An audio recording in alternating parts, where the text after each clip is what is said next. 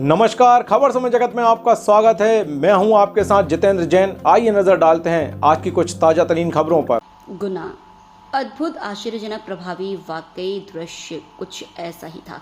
जिसने भी देखा उसके मुंह से यह शब्द स्वतः ही निकल पड़े। अवसर था रविवार को निकाले गए राष्ट्रीय स्वयंसेवक संघ के शिक्षु पथ संचलन का।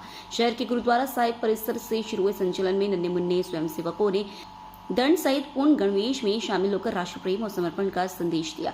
संचालन में घोष की ताल पर स्वयंसेवक पूर्ण अनुशासनबद्ध तरीके से कदम ताल करते हुए निकले। जिन मार्गों से भी यह संचलन निकला, लोग न सिर्फ कौतूहल से मंत्रमुग्ध होकर इसे निहारते रहे, बल्कि स्व प्रेरित होकर स्वयंसेवकों पर पुष्प वर्षा कर इसका स्वागत भी किया।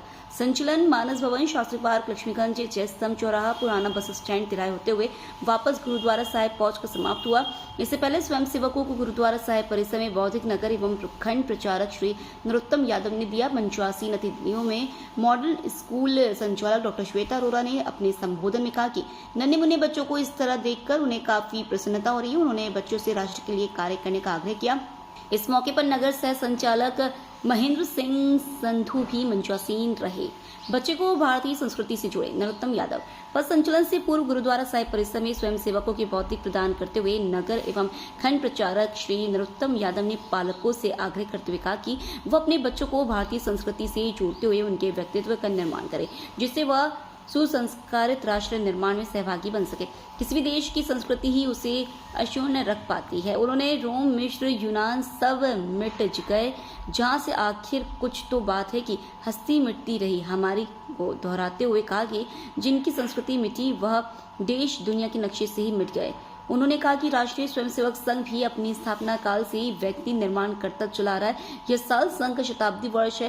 नरोत्तम यादव के अनुसार भारत वीरों की भूमि रही है और उसमें बच्चों ने भी अपनी सहभागिता दर्ज कराई है। जिस बच्चे भरत के नाम पर इस देश का नाम भारत पड़ा है, उसने अपने बचपन में ही शेर का जबड़ा फाड़ दिया था। उन्होंने कहा कि जिस समय यह कहा जाता था कि 4 हिंदू तब तक एक साथ चलते हैं जब उनके कंधे पर 5वां हो, तब संघ की स्थापना की गई थी और आज यह संगठन दुनिया का सबसे बड़ा संगठन है।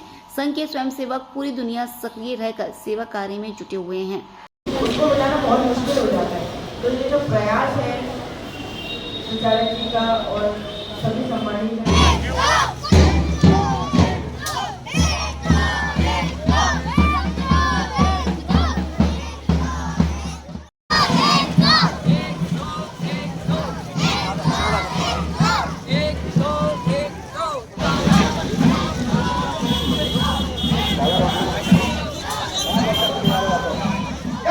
लेफ्ट पैर पे तो सब कदम से कदम मिलाकर चलेंगे और सब एक दो बोलेंगे तो सब स्वर में बोलेंगे।